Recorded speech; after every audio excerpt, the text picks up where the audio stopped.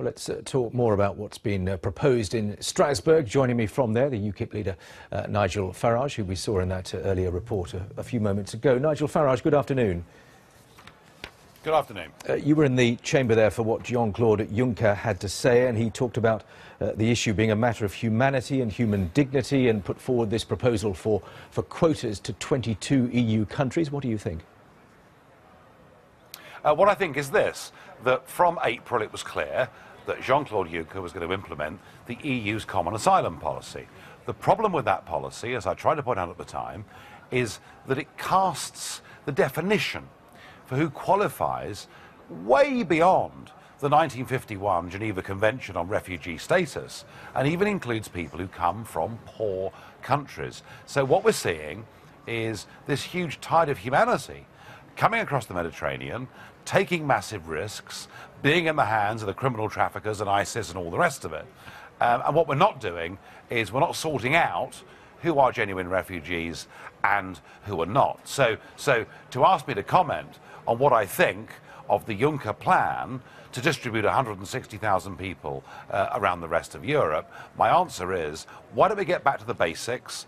Why don't we find out who a refugee is, who a refugee isn't? And surely the only way we can stop the drownings and stop the exploitation is to stop the boats coming by having offshore reception centres where we can assess people. Right, well, let me follow you down that road in that case. How do you define a genuine refugee in this context? Dead easy. We've been doing it, actually Britain's been doing it for about 350 years, and it's been codified since 1951. A refugee, by definition, is an individual in direct fear themselves of persecution because of their race, religion, ethnicity, or political or social beliefs. That is what a refugee is. And we've known that and understood that. And if you look at the people that have come to Europe over the course of the last year, the vast majority of them would not qualify, with the best will in the world, for being refugees. Even those fleeing the civil war in Syria? Well, hang on. Most people who've come to Europe have not come from Syria. And the problem now is because Angela Merkel has really, inflated the original message that came from Jean-Claude Juncker 6 months ago.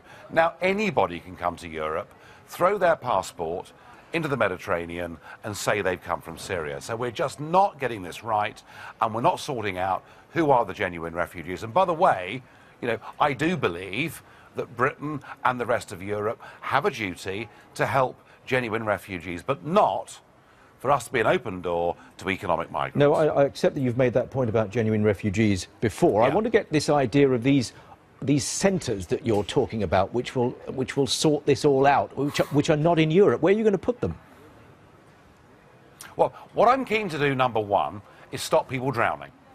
And you stop people drowning if you tell them that if you come by this route, you will not be accepted. This is exactly what Australia did back in 2008. Now, I'm actually quite pleased that the British government, for once, have not got along with the European line and have said that we will take refugees, but take them directly from the camps. Now, it's perfectly clear there are very big camps in Lebanon, in Jordan, and in Turkey.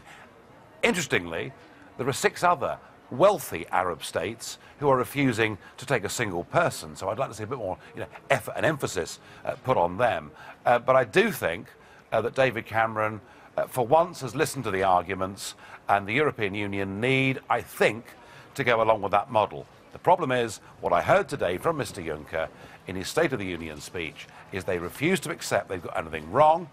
And I now genuinely believe that my prediction that we will see a flow of people into Europe of biblical proportions will come true. Can I also put to you what Mr. Juncker said with regards to wider reform? Because he talked about the need for more fundamental change in the way we deal with asylum applications, not, I suspect, necessarily along the lines that you've just outlined, but he made that point. And he said, and notably the Dublin system that requires that asylum applications be dealt with by the first country of entry. Now, what's your response to that specifically?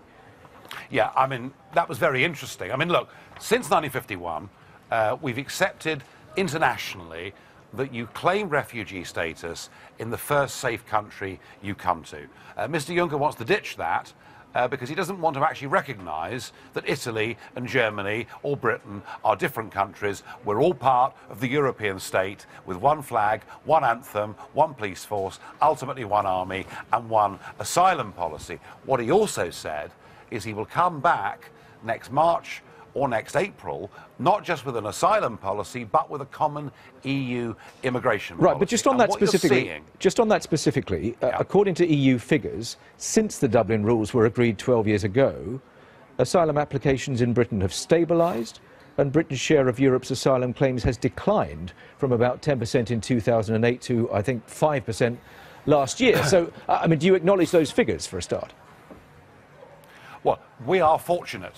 There are two very wise things Britain did. One was say no to the euro, thank goodness, and the other was to say no to Schengen.